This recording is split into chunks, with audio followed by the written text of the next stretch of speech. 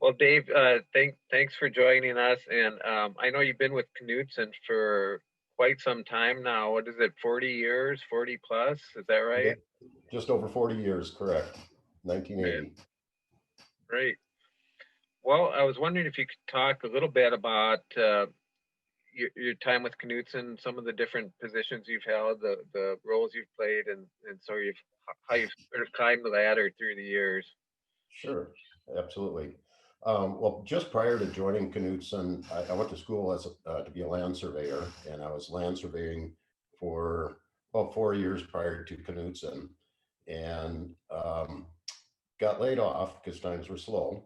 And one of my land surveyor friends was doing land surveying at the Metrodome Stadium, and told me that Knutson was looking for somebody to help with the layout, basically surveying, showing where to put things, that sort of thing. And so I started on it as a layout helper at the Metrodome Stadium. It was very early on from the ground up. So that's pretty exciting for me because big Twins fan, big Vikings fan.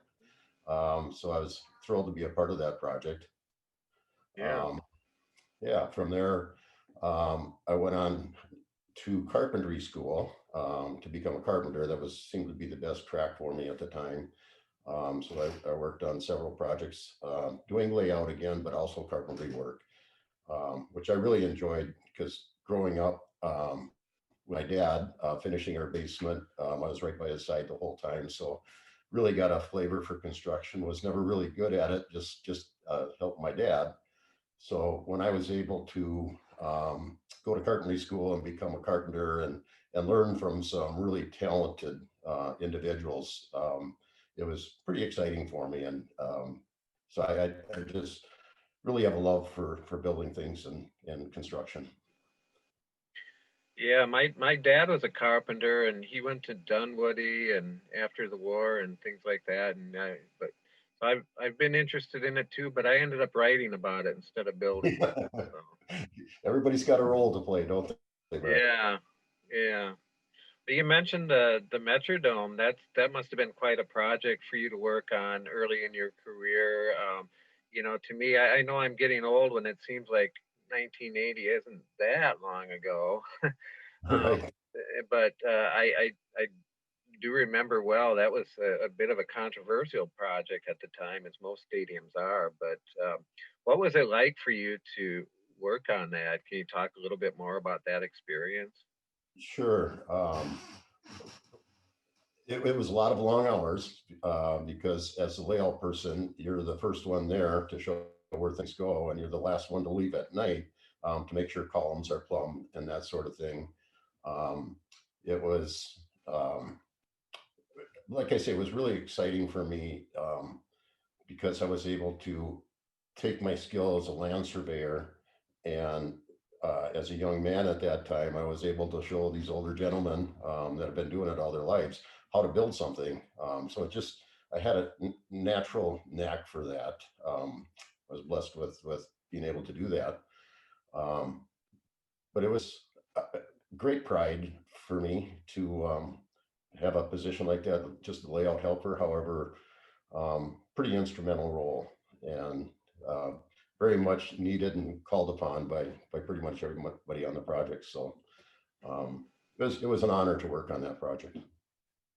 Yeah, and when I mentioned that it was a controversial project, of course, that was from the political standpoint and getting the project approved and so forth. But I know the stadium, it served this area well for a long time and hosted World Series and Final Fours and everything. And so was what did it cost to build it? Something like 50 million or something. I don't remember Yeah, exactly, but yeah, I think it was in the 50s if I remember right, yeah, and which was not a lot of money even yeah. back then. As far as stadiums go, it was a relatively inexpensive stadium relative to what is being built nowadays. Hmm. Hmm. Well, what other projects have you worked on, and sort of have you had uh, kind of has it been a wide range of different types of projects, or Sure. talk a little bit about that? Worked on industrial wastewater treatment plants, water treatment plants, a lot of hospitals, educational. just a wide variety of things, casinos, hotels, bowling alleys, uh, just when I look back on it, especially at this point in my career, when I know I'm kind of winding down, I really reflect back frequently on some of the projects I've worked on and how much fun I've had. I think one of my favorite clients, I have a lot of favorite clients, but one of my favorite, I think, is Prairie Island Indian community, just because of the relationship that we have. When I was promoted early on in my career, one of my first jobs that I did on my own was a hotel for Treasure Island Resort and Casino, Mhm. which was tremendously successful, both in the building itself, budget, quality, that sort of thing, but also in relationships. And I've been working on projects pretty much continuously with Treasure Island Resort and Casino for the past 24 years. Have developed great relationships with the Indian community, the directors, that sort of thing. So it's really a relationship built on trust, and um, part of our one of our values is fun, and so it's having fun. So it's so we celebrate our successes, project lunches, that sort of thing. So I've got a lot of great memories of Treasure Island Resort and Casino. I've done a lot of work for Mayo Clinic down in Rochester. The Gonda building, which is the sister building to the Mayo Clinic building that was built, I'm not sure which year, but I think Gonda building is the most fascinating project I've ever worked on. Um, at the time, it was $500 million. So a lot of stone that was quarried, not quarried in Italy, but it was fabricated, um, cut to size, that sort of thing. So a lot of trips to Italy for that one. And it's what Neil calls a 100-year building. So it's about as high quality as you can possibly get. So we did phase one, and then they decided to add additional 10 floors onto that one before we were finished. So went on to that phase two and did later fit ups on shell spaces.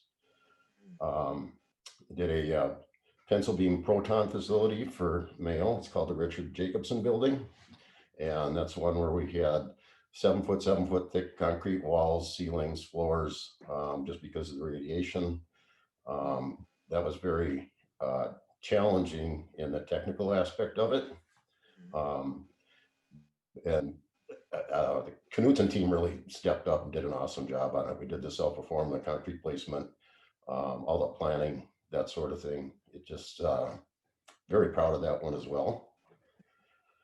Boy, Is there's so that one many of the good. more challenging projects you've worked on? Yeah, I would say it's probably one of the most challenging, definitely. Um, just getting the understanding the equipment that's going in there. It was manufactured in Japan. Mhm. And so working with the Japanese company, and um, the language barrier was okay, not great, but just working through those types of things and the technical aspect of it. Yeah.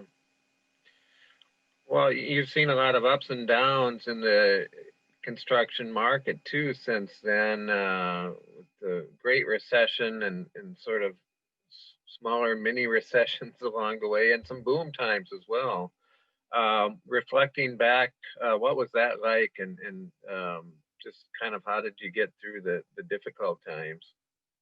Um, well, 2008 was obviously a huge challenge with the recession there. But we worked early on in our planning on how we were fortunate enough to break even every year, but we were very careful in look, looking at hiring, being careful that we weren't overstaffing.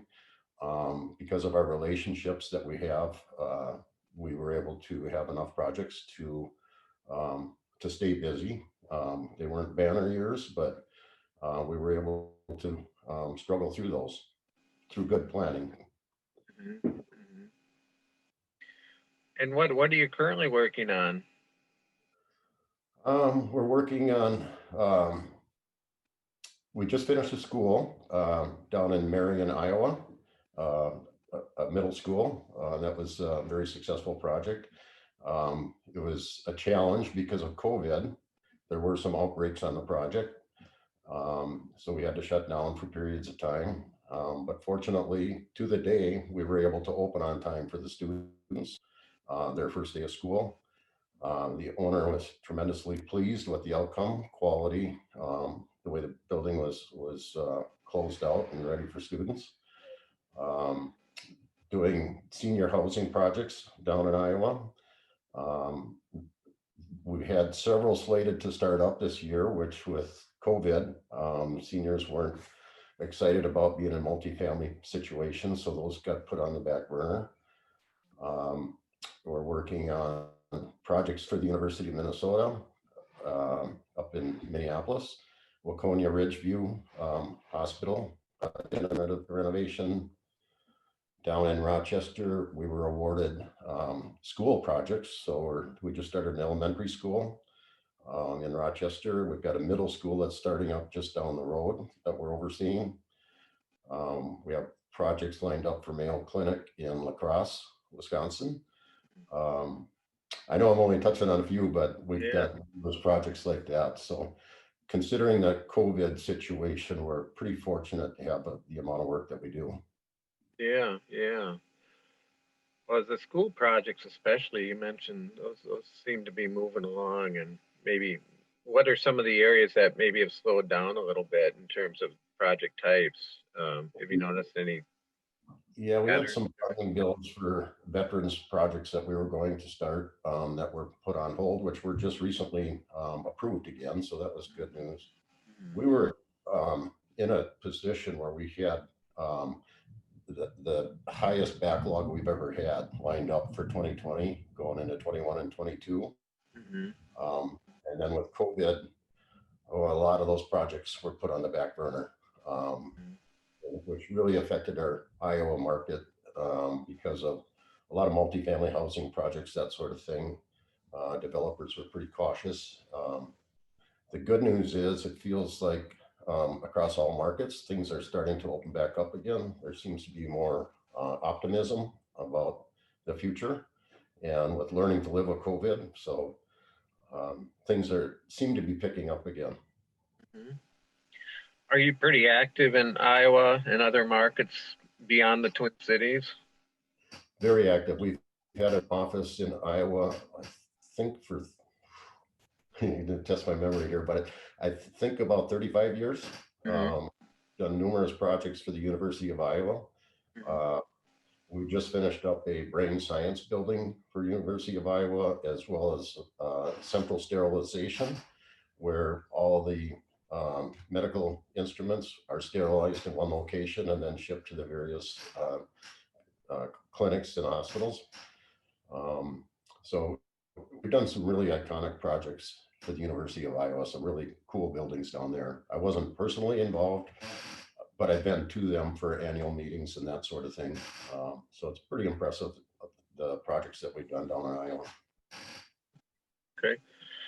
And what are your plans? Are you starting to wind things down now? How are um, Well, Brian, I thought I was done a couple of years ago, but what we hired our new president, which he is taken over for myself and Steve Curry, our owner. Steve and I ran the company prior to James Benning coming on board.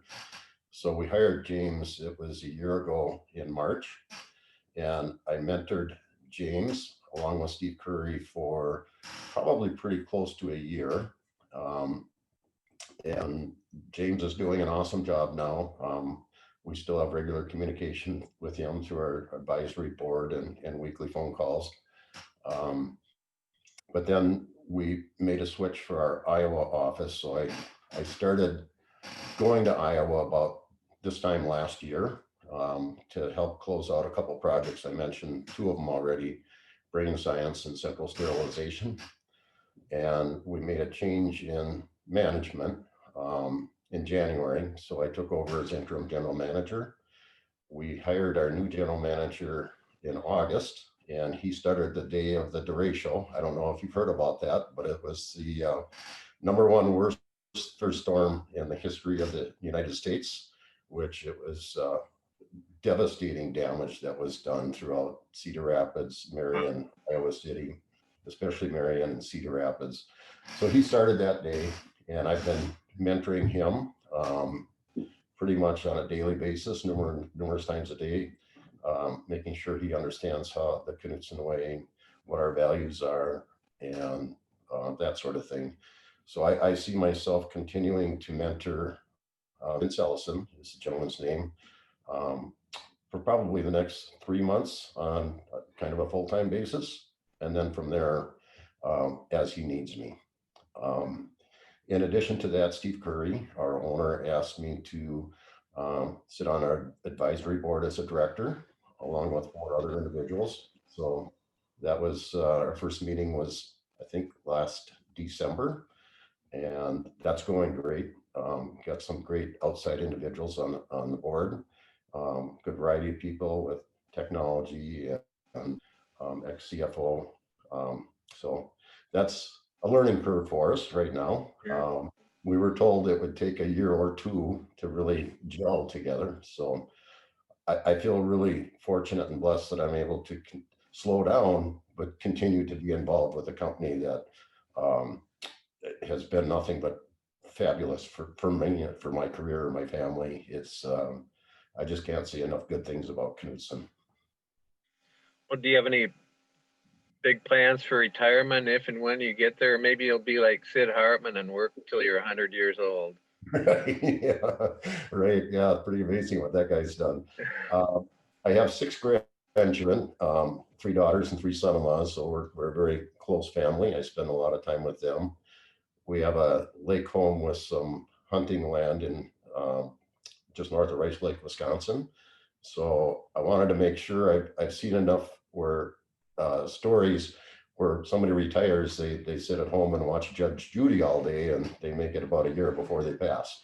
So I made certain that I've had things lined up for me to do. A couple of reasons: I want to stay active. Another reason, if I don't have something to do, I get incredibly bored. So I just can't sit and watch TV. It's in my mantra. Um, so I like in the woods that we have up there, I like cutting firewood and splitting wood. And I have a shop that I built, a barn that I can do different kinds of projects on, that sort of thing. Fishing, hunting. So walks in the woods, that sort of thing. My wife and I are pretty close, so we spend a lot of time together. We're easing into it's fortunate that it wasn't cold turkey that I just retired and we're both home alone all the time. Yeah. I've been able to ease into it, so we're kind of used to being together a lot more frequently than we were.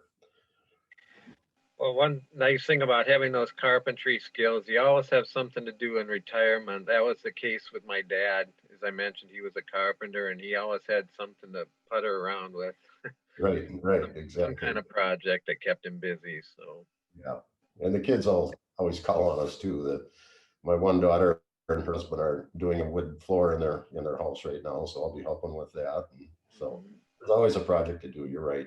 yeah. Well, good for you. Nice chatting with you, Dave. Good luck as you move along and in your current projects and in the future. I wish you well. Thank you, Brian. Same to you. Thanks. Yep. Take Bye now. care. You Bye. too.